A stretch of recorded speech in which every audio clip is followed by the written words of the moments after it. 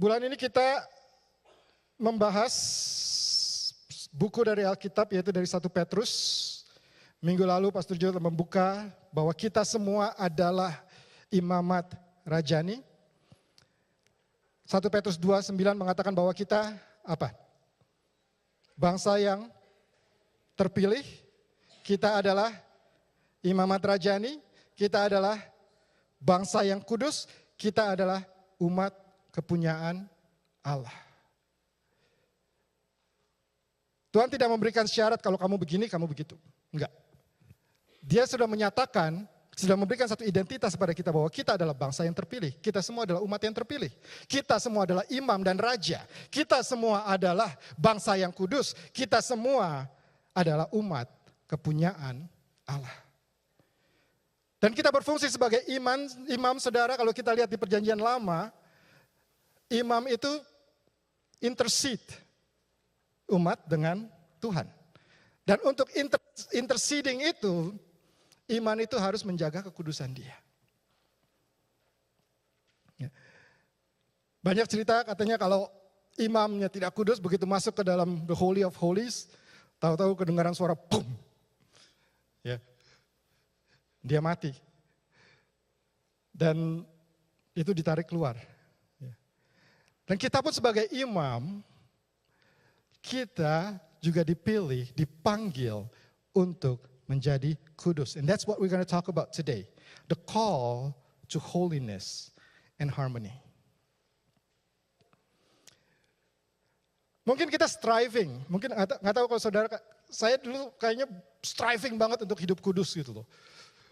Kalau persepsi kalau hidup kudus itu gimana sih? Apa sih artinya hidup kudus, saudara? Menurut saudara? Kita tuh kalau mau hidup kudus tuh mesti gimana?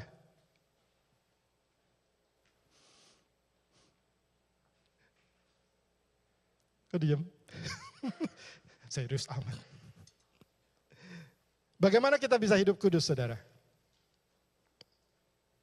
Ada yang mau jawab?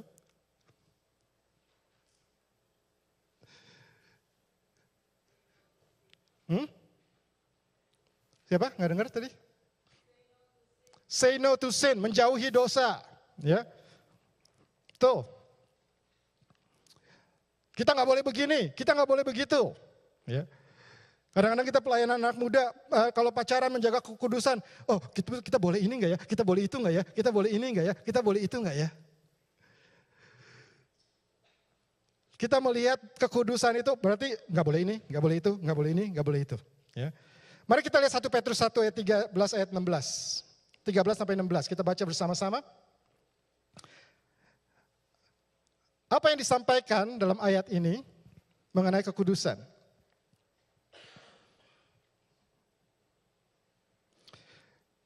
Ayat 1 ayat 13 dikatakan, sebab itu siapkanlah akal budimu, waspadalah dan letakkan pengharapanmu seluruhnya atas kasih karunia yang dianugerahkan kepadamu pada waktu penyertaan Kristus Yesus. Hiduplah sebagai anak-anak yang taat dan jangan turuti hawa nafsu yang menguasai kamu pada waktu kebodohanmu. Tetapi hendaklah kamu menjadi kudus di dalam seluruh hidupmu, sama seperti Dia yang kudus yang telah memanggil kamu. Sebab ada tertulis, kuduslah kamu sebab aku kudus. Saudara, kekudusan di ayat ini berbicara mengenai karakter Allah. Kekudusan bukan sekedar perbuatan. Bukan karena kita berbuat ini, berbuat itu kita menjadi kudus. Kekudusan adalah sebuah karakter. Kekudusan adalah sebuah identitas. Allah dikatakan kudus, kalau kita baca di Yesaya dan juga di Wahyu dikatakan apa?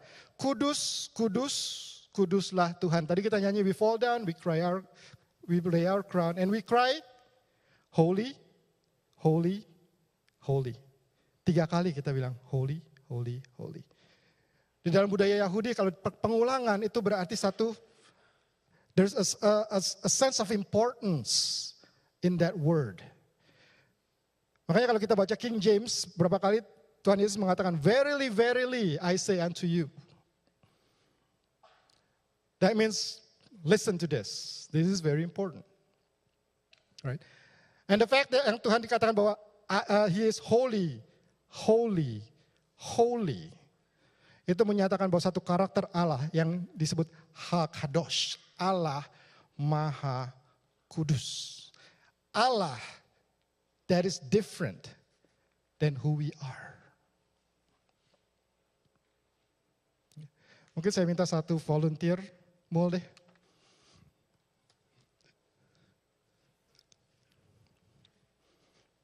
Sama Gary. Ceritanya Mul ini Tuhan. Ya. Kita lihat wajahnya dia bersinar.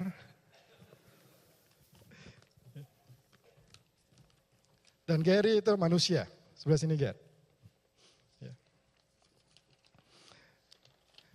Mul ini HaKadosh. Holy, holy, holy. Dan karena dia holy, holy, holy, dia terpisah dengan manusia yang unholy. Dan there's no way manusia bisa ke sana. Satu ilustrasi dikatakan bahwa Allah itu seperti matahari. He is unique, He is powerful, and He is the source of life. Right? Dan kita yang unholy, makin kita dekat kepada matahari, kalau kita mencoba untuk mendekat, apa yang terjadi saudara? Kita terbakar, kita burn. Makanya waktu Musa melihat the burning bush, Tuhan bilang apa? Cukup di situ, jangan mendekat.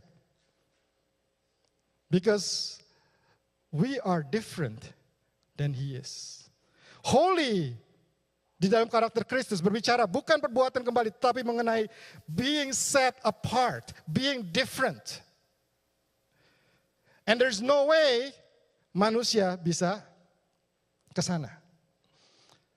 Tetapi yang kita perlu syukuri saudara, Allah walaupun dia set apart, walaupun dia different, dia tidak mengeksklusifkan perbedaan itu. Malah dikatakan di 1 Petrus, tadi dikatakan apa? Allah memanggil kita untuk menjadi kudus.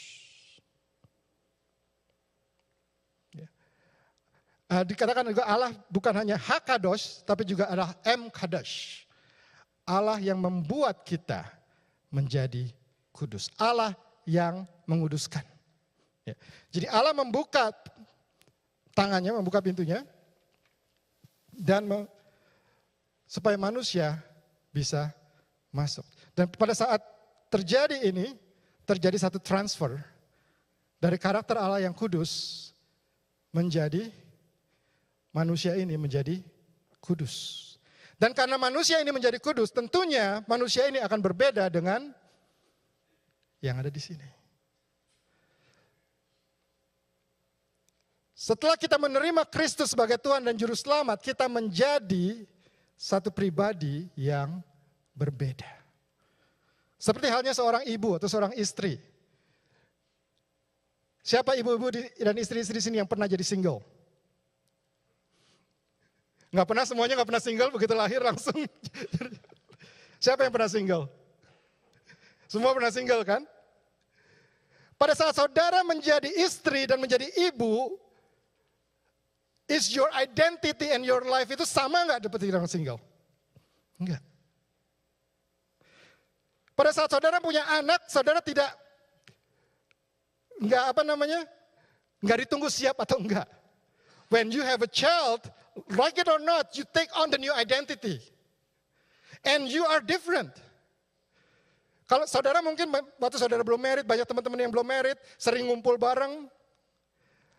Tetapi ada beberapa hal yang mungkin nggak nyambung. Yang lain mungkin mau jalan-jalan, kita pulang dulu deh. Apakah saudara pada saat pulang dulu, oh saya mesti pulang dulu karena saya begini, karena saya nggak boleh keluar malam, karena saya nggak boleh ini. Enggak. Saudara melakukan itu because you know your identity. That you are different.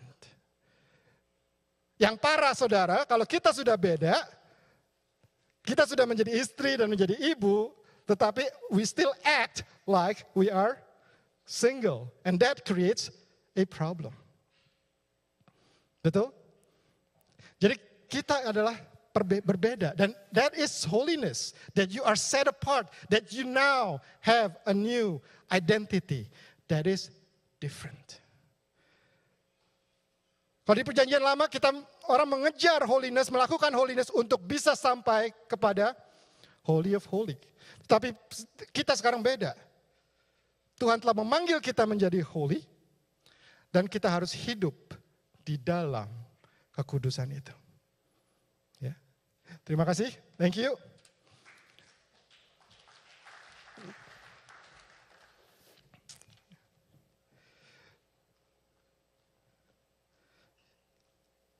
Jadi kekudusan saudara berbicara mengenai satu identitas. Dan bagaimana caranya kita bisa hidup di dalam kekudusan? Kita kembali kepada 1 Petrus 1 ayat 13. Dikatakan di situ pertama, siapkanlah akal budimu. Siapkanlah akal budimu. Jadi pertama untuk kita bisa hidup di dalam kekudusan, kita hidup di dalam satu new identity itu, kita harus menyadari dan mempersiapkan akal budi kita bahwa kita tidak lagi bisa berpikir sama seperti orang lain. Dan it is part of that calling that our life is different than the life of other people. Our life is different. Kita bisa relevan, kita bisa menjangkau mereka, tetapi our lifestyle is different, our thoughts is different. Seperti seorang istri atau seorang ibu gak bisa berpikir lagi bahwa dia seperti orang single, karena sudah berbeda. Itu yang harus kita terima, bahwa now that we live in this holiness, we are different. Kita berbeda dengan dunia. Dan kita tidak perlu menyamakan diri dengan dunia. Kita perlu relevan untuk bisa masuk ke dalam dunia. Tapi kita bukan menyamakan diri dengan dunia. Yang kedua, waspadalah. Di dalam bahasa Inggrisnya dikatakan be sober. Jangan lengah. Be alert. Kita nggak anggap ini remeh, saudara. We need to watch out for this.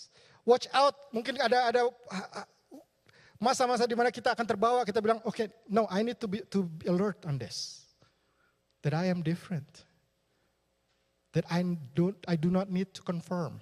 Right? Dan itu yang ketiga, letakkan, ya waspada, be sober, tidak lengah, menghadapi hal ini dengan serius, tidak menganggap remeh. Nanti kita akan bahas lebih lagi.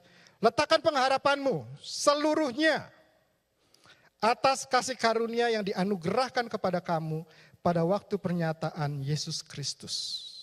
Kekudusan saudara itu hanya bisa beroleh karena kasih karunia. Tidak ada perbuatan kita yang bisa membawa kita ke dalam kekudusan. Sehebat-hebatnya kita. Walaupun saya berdiri di sini saudara, banyak hal-hal yang masih harus dibenahi. Banyak kompartemen-kompartemen kita yang masih belum kudus. Dan dikatakan apa? The only way you can maintain it holy is by grace. And grace itu kita dapat dari pengalaman kita dengan Kristus.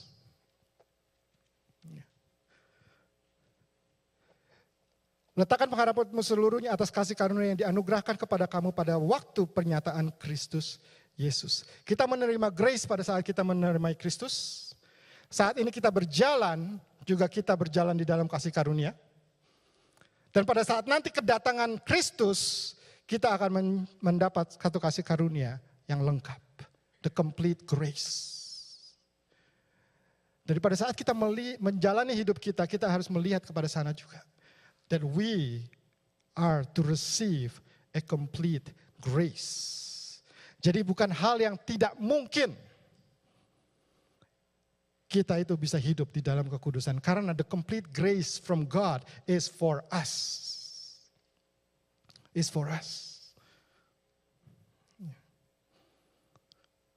Seperti tadi kita ilustrasikan seperti matahari, saudara. Kalau kita memiliki satu identitas yang berbeda dengan matahari, makin kita mendekat kepada matahari, kita akan terbakar.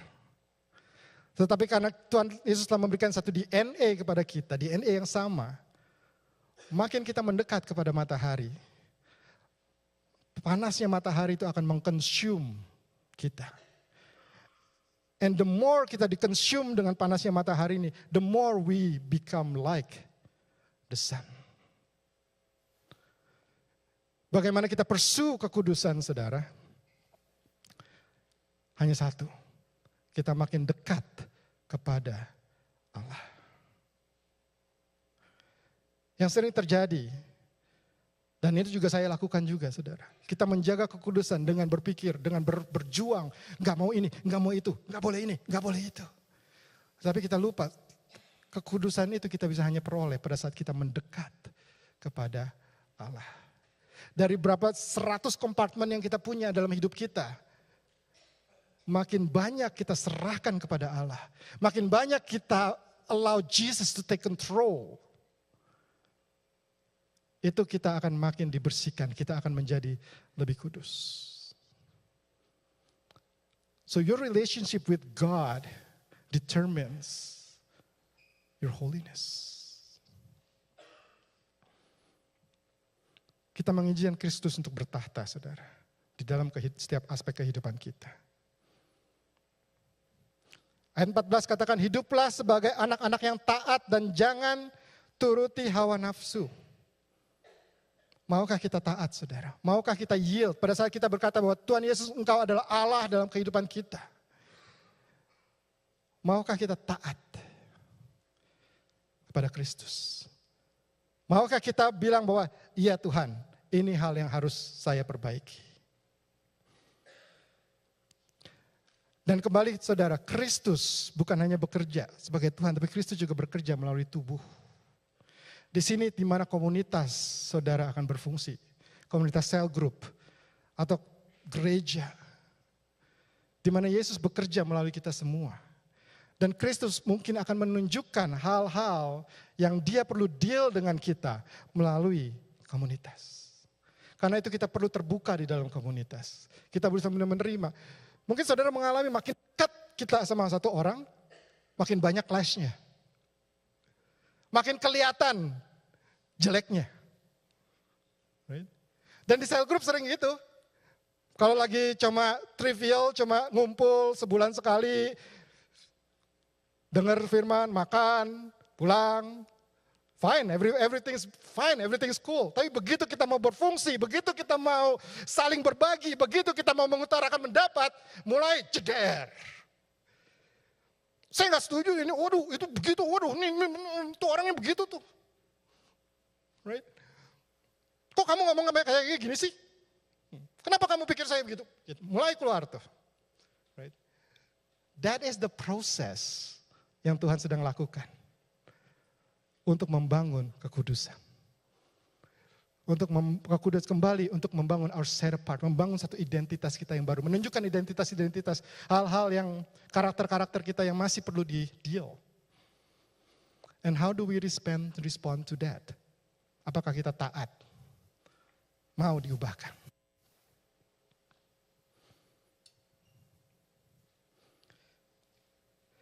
Sebagai anak-anak yang taat dan jangan turuti hawa nafsu. Di terjemahan dikatakan di hawa nafsu itu don't be conform. Jangan kembali serupa seperti identitas yang lama lagi. Stay away from that. Right?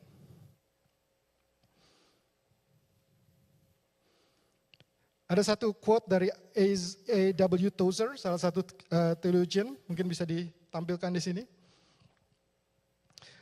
Dikatakan bahwa holiness as taught in the scriptures is not based on knowledge of our part.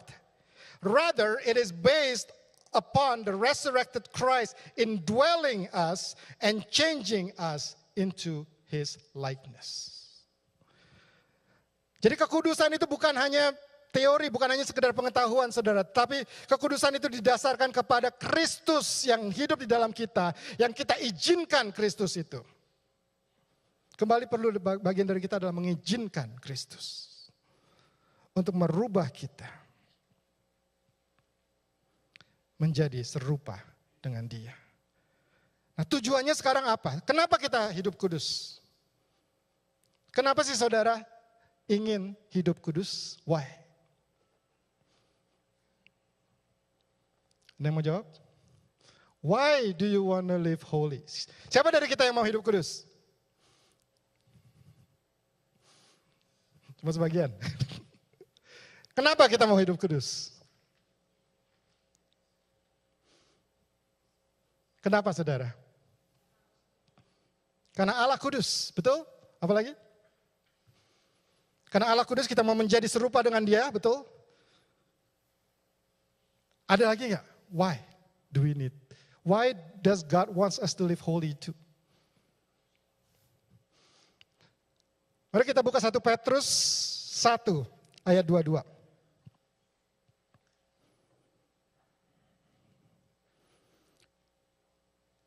1 Petrus 1 ayat 22. Ini kurang jelas, mungkin bisa dibaca dari Alkitab saudara. Mari kita baca bersama-sama saudara. 1 Petrus 1 ayat 22. 1, 2, 3. Karena kamu telah menyucikan dirimu oleh ketaatan kepada kebenaran, sehingga kamu dapat mengamalkan kasih persaudaraan yang tulus ikhlas, hendaklah kamu bersungguh-sungguh saling mengasihi dengan segenap hatimu. Tujuan kita hidup kudus benar, kita menjadi serupa dengan Allah. Tapi kenapa kita harus menjadi serupa dengan Allah? Ujung-ujungnya adalah kasih.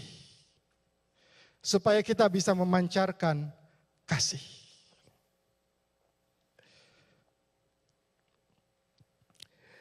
Kalau saudara baca, mungkin bisa dibuka nanti Yesaya 6. Yesaya 6, Yesaya mendapat penglihatan bahwa dia melihat bait Allah. Dan pas dia melihat bait Allah, dia ketakutan. Dia bilang, wah mati saya karena mulut saya najis. Ini saya pasti mati deh. Saya tidak kudus. Tapi kemudian ada serafim yang datang. Dan serafim itu membawa bara api. Dan bara api itu disentuhkan kepada bibir dari Yesaya. Dan karena bara api disentuhkan, api tadi matahari itu disentuhkan, seluruh tubuh Yesaya menjadi holy. Yehezkiel 4 ayat 47, Yehezkiel juga mendapat penglihatan. Ada air. Mata air keluar dari bait Allah. Dan air itu makin lama makin banyak sampai menjadi sungai. Dan setiap hal yang disentuh oleh sungai itu diberkati. Dan pada saat itu mereka bingung apa sih maksudnya. Dan saudara, Yesus menunjukkan itu. Yesus yang adalah holy, yang tadi matahari itu. Instead of getting people in, Jesus actually comes out. Yesus yang holy keluar. Dan setiap orang yang disentuh, kehidupannya disentuh oleh Kristus, dia menjadi kudus. Orang sakit yang disentuh oleh Kristus menjadi sembuh. Orang yang mati disentuh oleh Kristus menjadi bangkit. So the holiness now, instead of people coming to the holiness, God actually wants the holiness to come out and touch people. So that when the people is touched by that holiness, that people becomes holy. Dan Yesus terangkat ke surga, saudara. Yesus terangkat ke surga, murid-muridnya melanjutkan.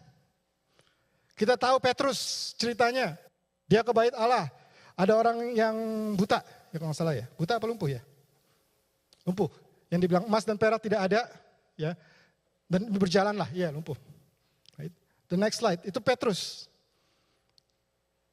Menyentuh orang yang sakit, menjadi sembuh.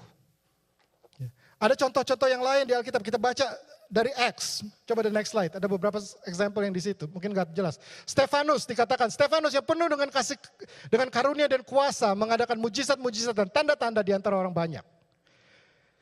Filipus, sama juga. Banyak orang kerasukan roh, Filipus ada di situ, bebas. Ada prophet namanya Agabus, dia juga bisa menyampaikan firman Allah. So the holiness need to translate into life. Karena itu saudara kita, masing-masing dari kita, tujuannya apa kita mendapat holiness? Supaya kehidupan kita bisa terpancar, memancarkan kekudusan itu keluar, memancarkan kasih keluar. Sehingga setiap orang, kembali tadi Yehezkiel itu saudara, air itu dari bait Allah keluar menjadi banyak. Dan setiap hal yang tersentuh oleh air itu mendapatkan berkat. The purpose of our holiness, ya kita menjadi serupa dengan Allah. Tapi ada satu lagi, yaitu supaya kita bisa berjalan dan pada saat kita menyentuh kehidupan orang lain, kehidupan orang lain itu diberkati. The holiness will transfer to that person. Dan dimulai saudara dari yang sekitar kita.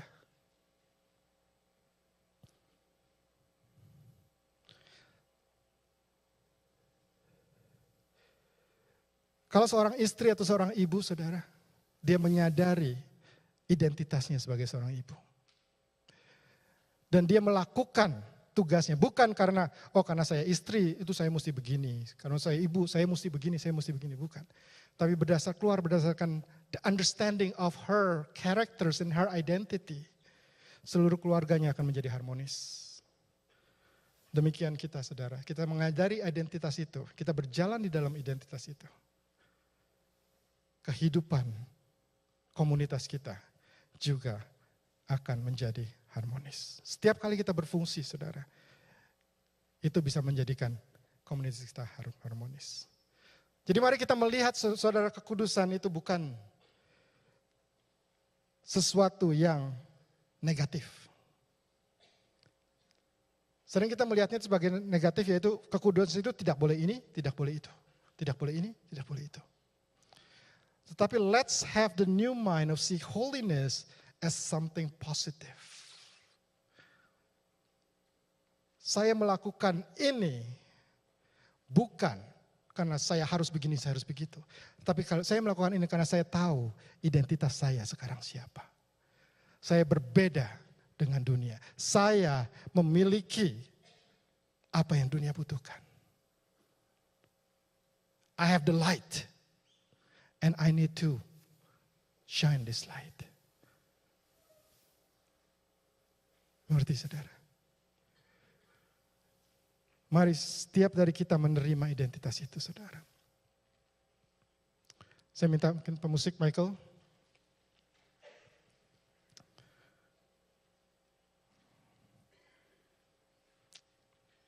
Mungkin ada dari kita yang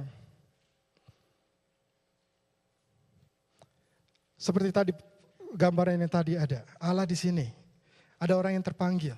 Mungkin kita masih jauh di sini, kita belum memiliki kekudusan itu. Kita pikir nggak mungkin Tuhan mengasihi saya. Saya itu jelek. Kalau kamu tahu jeleknya saya itu udah pasti kamu juga nggak mau ketemu sama saya. Apa yang membuat saudara lebih jelek dari saya? Dari segala kelakuan kita, segala kesalahan kita. Tetapi Kristus memanggil saudara. Kristus mau datang kepada saudara, sehingga saudara bisa memiliki satu identitas yang baru, memiliki a new beginning, a new life. If you are that person, saya ingin saudara letakkan tangan di dada saudara. Tuhan, aku mau memiliki satu identitas yang baru. Aku mau menerima panggilan-Mu. Panggilan itu diberikan kepada setiap dari kita. Aku mau menerima panggilan-Mu, Tuhan. Aku mau dikuduskan.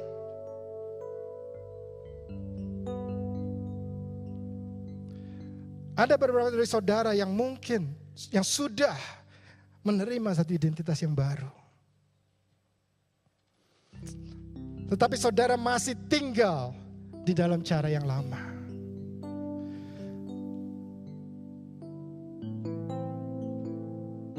Seperti halnya saudara seorang istri atau seorang ibu, tapi saudara masih gayanya seperti orang single.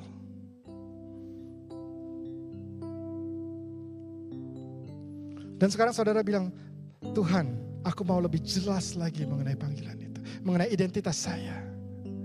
Roh Kudus akan membukakan pada saudara. Saudara mau menyerahkan seluruh kompartemen kehidupan saudara. Segala ruangan yang ada di dalam saudara, saudara mau serahkan ke dalam kuasa Kristus. Dan mengizinkan Kristus untuk bertahta di situ. Untuk mengubah saudara. Saudara mengizinkan juga tubuh Kristus yang ada, komunitas di mana saudara ditempatkan untuk mengubah saudara. Kalau saudara berkomitmen untuk itu, taruh tangan saudara di dada saudara. Lord, I commit to surrender all unto you.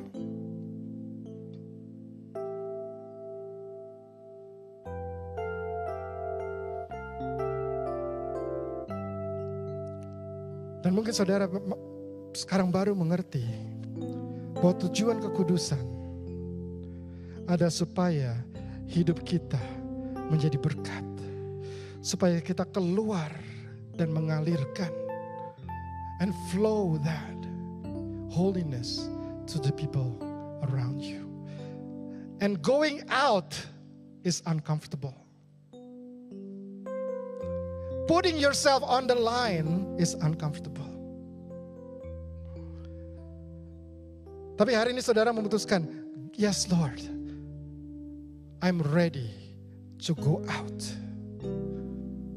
and touch the people around me and channel out the holiness so that they can experience the love of God. Let my life be the testimony. I don't want to put myself in the box anymore. I want to go out and show that I am different. I don't want to be shy because I am different. No, I want to show that I am different so that they too will experience God.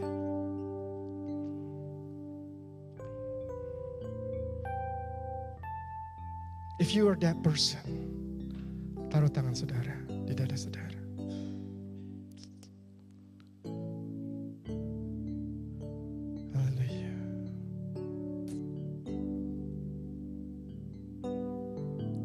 Tuhan, Engkau melihat tangan yang telah diletakkan di dada mereka, Tuhan. Apapun kondisi mereka hari ini, Bapa. Dimanapun mereka berada, Tuhan, hari ini, Engkau yang tahu. Dan kami undang Roh Kudus untuk bekerja. Pada saat mereka berkomitmen untuk menjadi imam-Mu dan raja.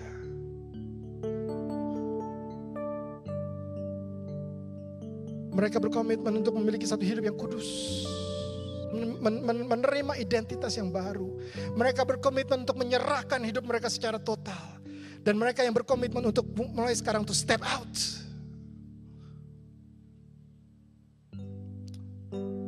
You know where they are. And you will start where they are.